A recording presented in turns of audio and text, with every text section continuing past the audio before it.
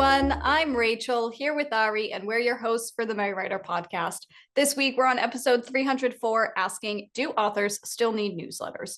Before we start, don't forget to visit and follow our coffee page. You can access lots of free goodies. And if you're in a position to support us financially, you can become a Merry Writer for $2 a month and get exclusive monthly content.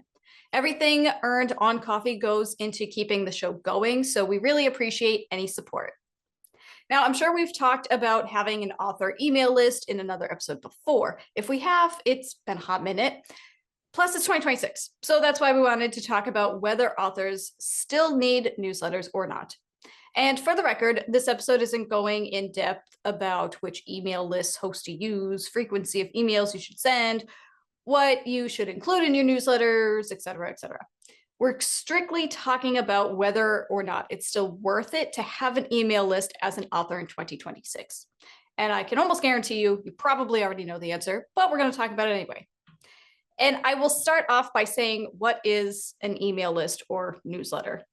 It's essentially a hub for an author's marketing. It's a way for authors to engage directly with their readers. And it's also an excellent way to get exclusive content to your hardcore fans and keep in touch with them every step of the way through the writing process. Can you do this through your website? Yes, absolutely. Can you do it through your social media platforms? Yes, you can.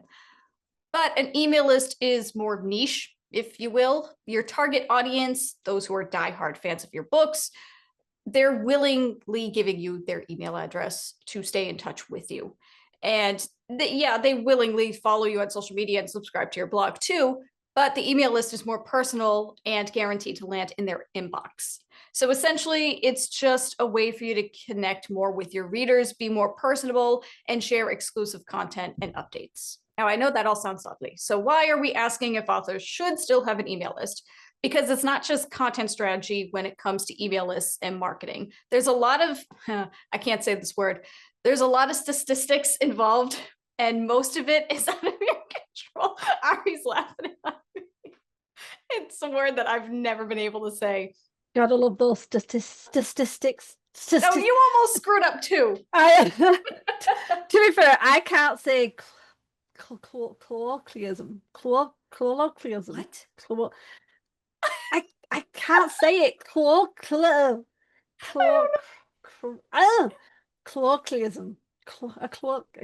I have zero idea.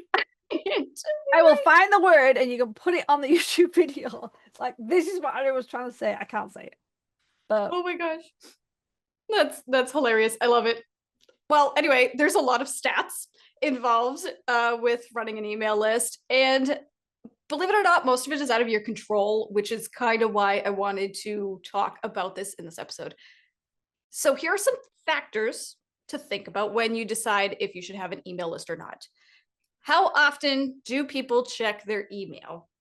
You obviously choose the frequency of how often you send an email, whether it's once a week, once a month, once quarterly, whatever. That's an art in and of itself. But again, we're not talking about that. We want to talk about how often do people actually look at their email. If it's their work email, probably once a day during the work week. But if it's their personal email, that's an entirely different question. And go ahead and ask your non-writer friends, your non-business friends, and see how often they check their personal emails.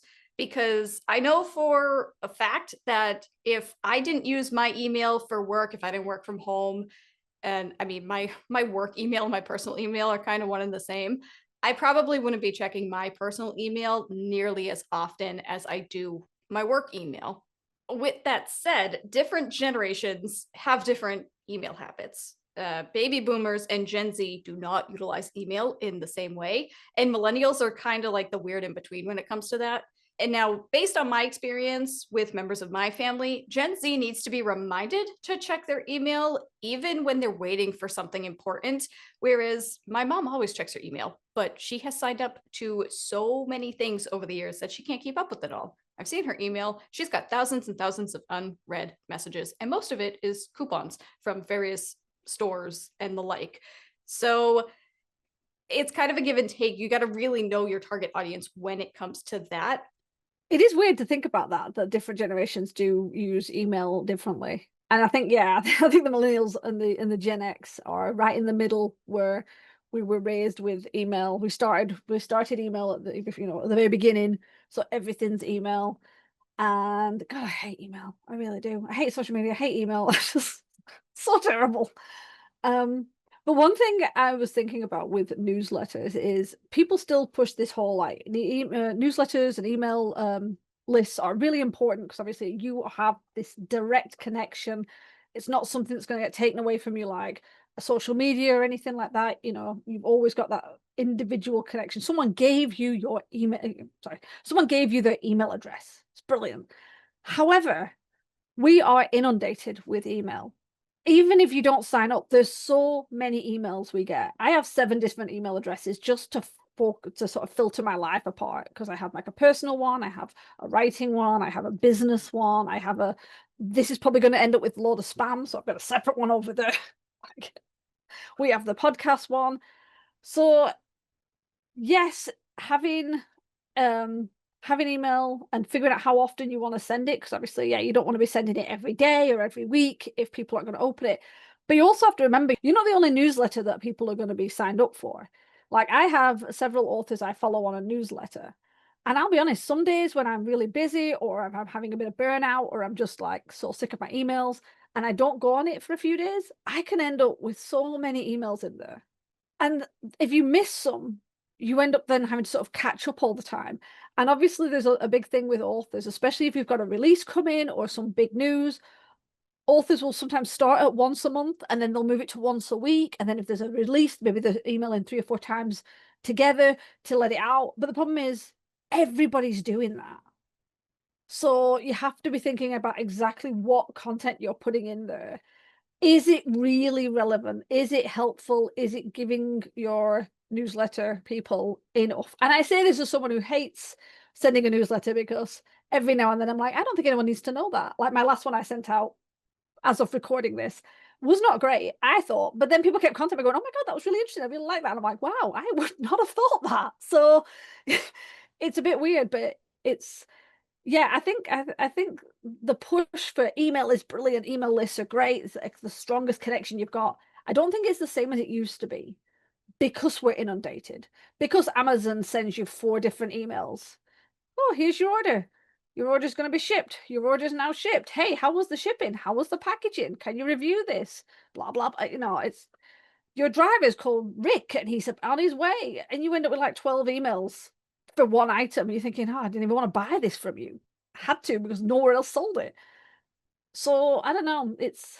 I'm kind of torn with newsletters at the moment because, as I said, I've had to cancel some newsletters from authors because I was getting so many. I kept missing reading them all, and it became a chore. So I feel like Rachel had this great information and everything, and I've just sort of wedged in there and gone, I'm not so sure anymore. And I say that having literally just changed platforms. No, I mean, this was the whole purpose of this episode, was to talk about whether or not we think authors should still have email lists in 2026.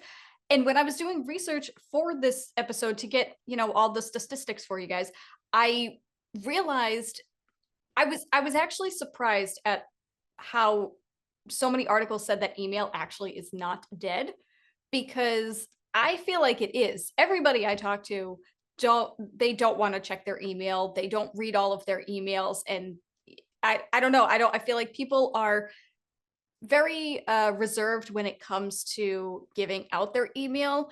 And I'm probably aging myself. I don't know if any of you remember when, before all the online shopping, you would go to a store, clothing store, bookstore, whatever, and when you're at the cash register, they would say, do you want to sign up for coupons? Do you want to give us your email address? Do you want us to give us your phone number?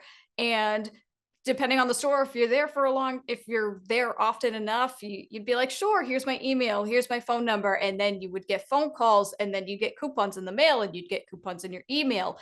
And it was like this whole, I don't know, it was a whole thing. People gave out their email addresses like candy.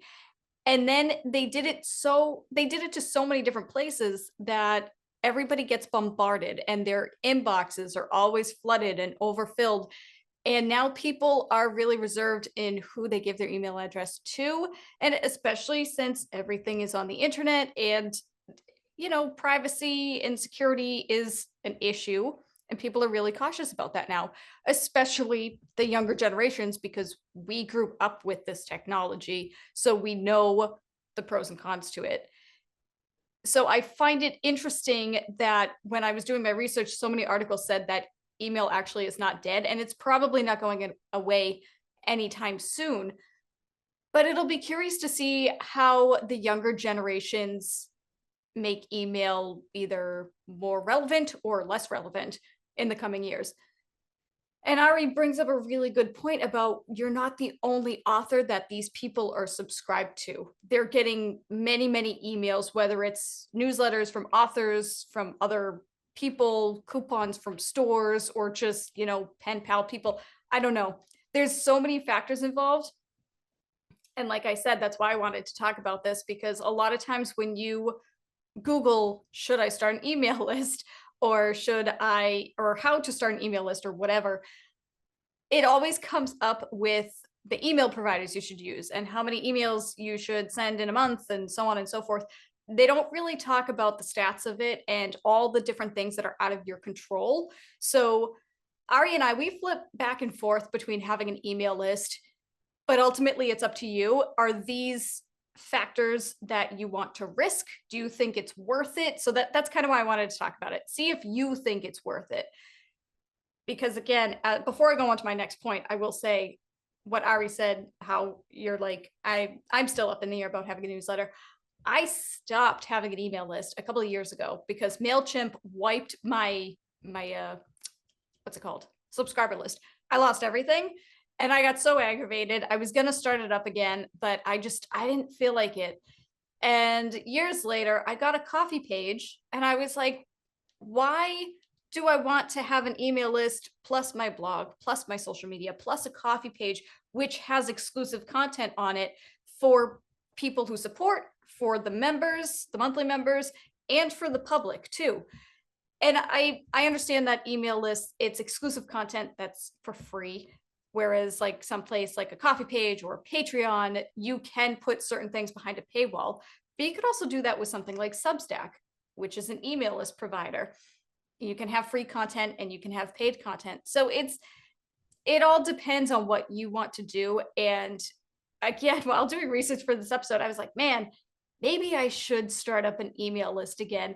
And I don't know, maybe by the time this episode releases, maybe I will have an email list up again and running. I don't know, but I found a workaround for it because it gets to a point where it's just too much content.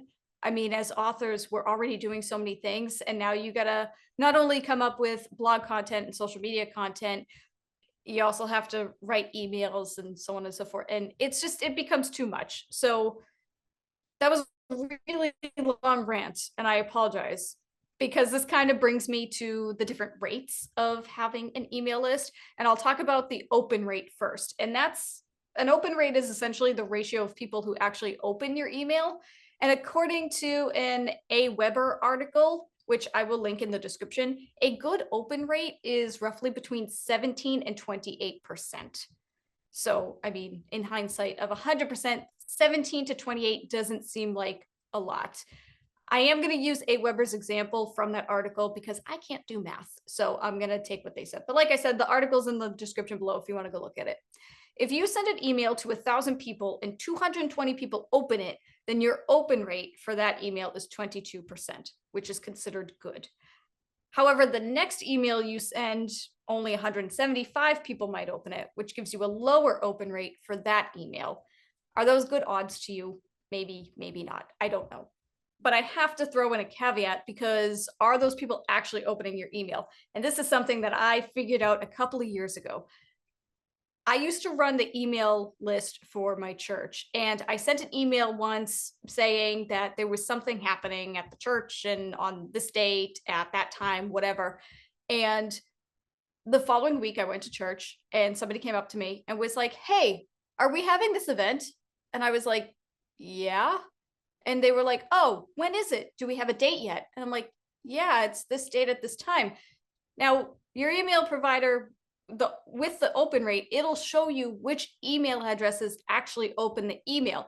And this person was one of them. They opened my emails every single week, and I assumed they were reading them. Now you can have people open your emails and not read them at all. They just open it to get rid of the thing. But out of curiosity, I sent myself an email when I got home that day.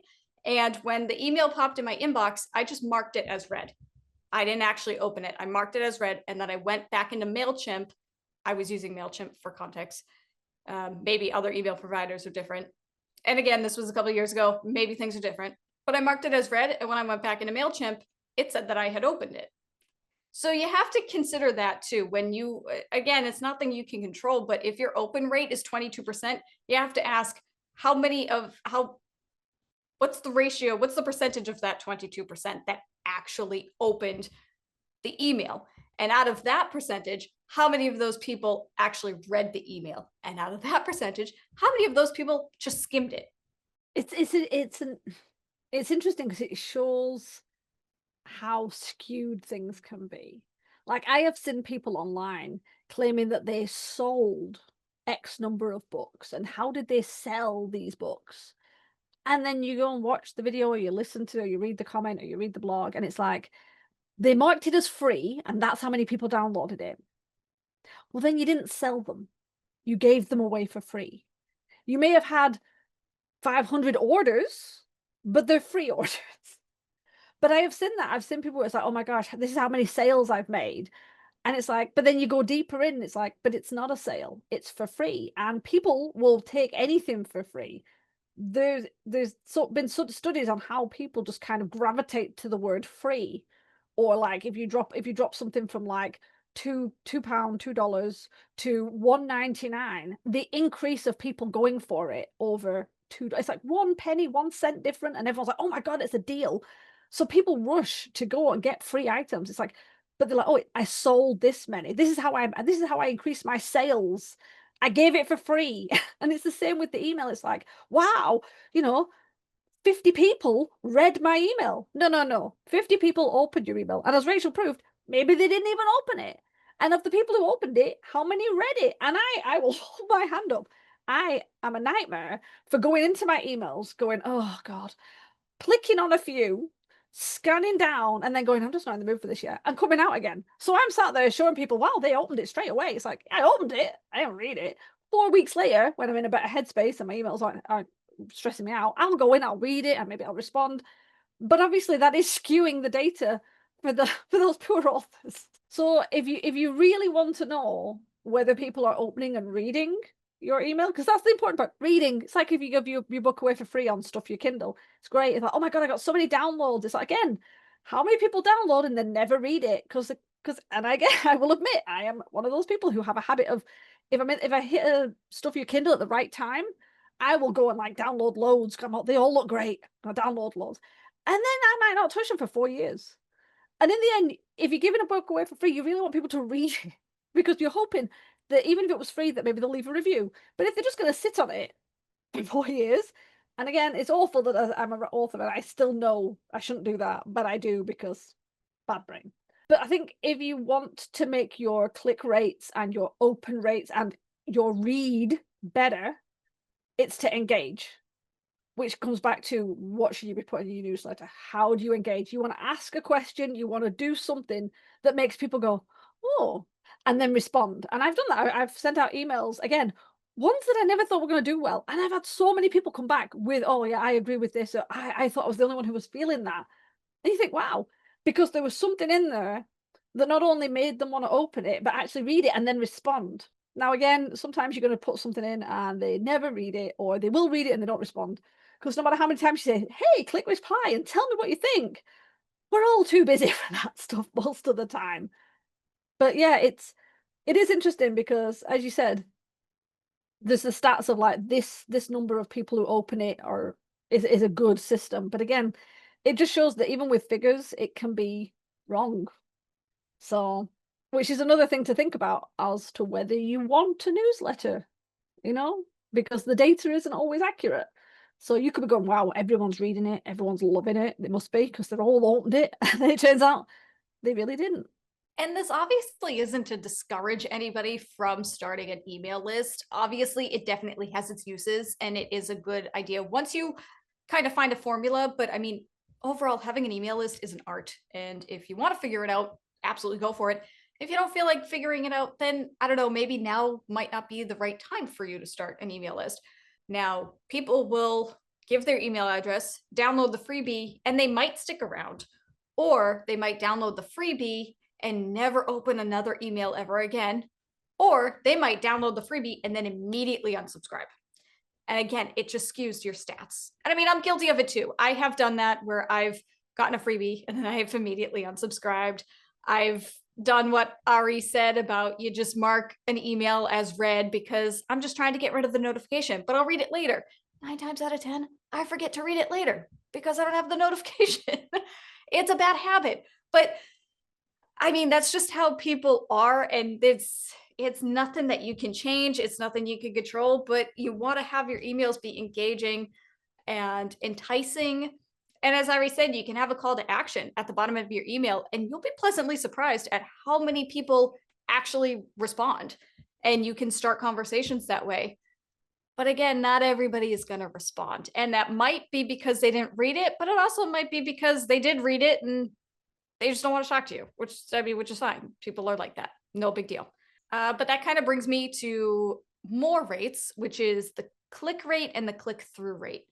So the click rate, I don't know why both of these are measured, by the way, but the click rate is the percentage of link clicks by delivered emails. So if you send out 1,000 emails, that's the click rate. Depending on like how many people actually clicked on the links inside those emails, it'll be by the 1,000 people. A click-through rate is the percentage of link clicks by opens. So it breaks your open rate down further. So they're two different things. People use them interchangeably, but they're two different things. Well, that's really all I have to say about that.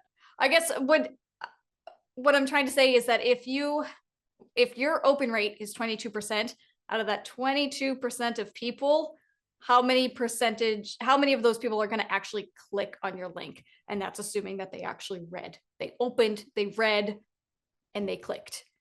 And even then, if they click on the link, that doesn't necessarily mean they're going to buy whatever you're selling, assuming if it's a link to a book page, they might click on the link and learn more about your book, but they might not buy it.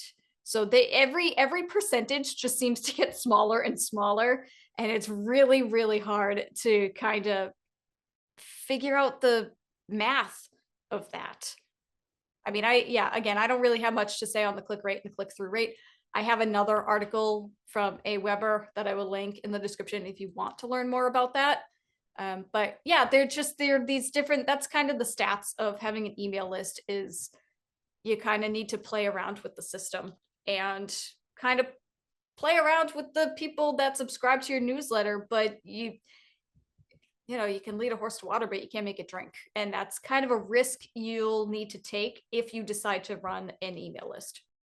I think it shows that the figures can be inaccurate in a way because of how people's behavior is regarding email. And again, this is different. There are some people who they sign up for everything and they read everything and they love it and they're, all over the place.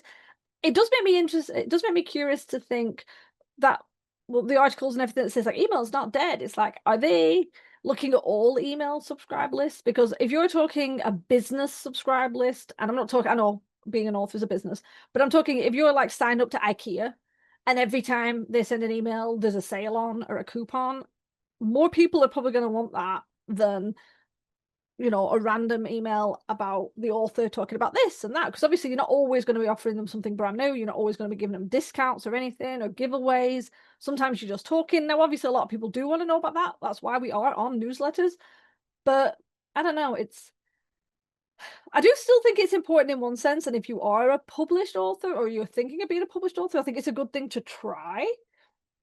I think you need to be wary of anything that's going on about oh, my email list is the best and the biggest thing ever. Because I think years ago it was big to be able to get people onto a newsletter list. I don't think that's the same now. And if you do, for the love of all that is holy and unholy and whatever, please don't send an email once a day. I'll be honest, I don't even like once a week because that stresses me out. But I have signed up to people, and within like 3 days, I am signed off because they have sent, sometimes they even send more than one a day. Who has time for that? Reading and creating it, I just don't get it. But yeah, you don't want people rushing off straight away. And we all admit that yes, you go on, you get your freebie, and then you can leave. Honestly though, whenever I've got a freebie, I've usually stuck around for a bit longer, but then 9 times out of 10, if someone's sending an email 2 or 3 times a week, or even just like weekly, I'm usually off because it's like you're not giving me anything that I really need that often. It's just not worth it. I'll rather go to your website and look when I'm ready than have this thing pushing constantly. That kind of brings up another point though, because you have to consider time zones. And this isn't really something that you can factor into, writing your emails and sending it out. But I have unsubscribed to many an email that I really enjoyed the newsletter, but then they decided to start selling some sort of course or whatever. So they sent an email, sign up for the course here, and then a week later, oh, the course opens soon, you can sign up. And then 3 days later it's like, oh, signups are available starting tomorrow. And then the next day they're like, you can sign up here up until midnight tonight. And then a couple of hours later they're like, you only have 6 hours left. And then a few hours later they're like, you have 1 hour left. And it's really annoying. And when I get those emails, sometimes because listen, it's 2026. People have their emails come in through their phone. So it's constantly dinging with emails, and many people don't have landlines anymore. So a lot of people keep their phones on, especially overnight.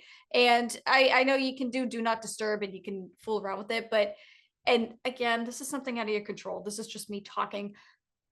But I have had so many times where my phone just constantly goes off, or I'm out with dinner with friends and then I look at my phone afterwards and I'm like, why do I have so many emails? Or I'll wake up in the morning to like 5 emails from the same person. And I'm like, I'm not going to go through all of this. I'm not even going to give it the time of day. If they're going to reach out, the only reason I will open that email is to hit the unsubscribe link at the bottom.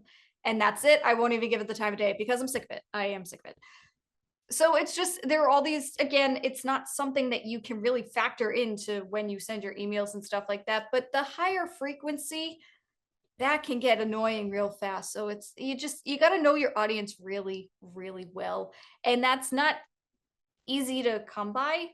And I mean, as I already said, like it is worth having an email list and it's worth giving a shot. But I know a lot of advice on the internet says that you should start building your email list ASAP. But I personally find that difficult to do because the whole purpose of your email list is supposed to be for your audience, not for you. Like, yes, it's supposed to, help you make sales or whatever the purpose of it is. But ultimately, it's you being personable and connecting with your audience.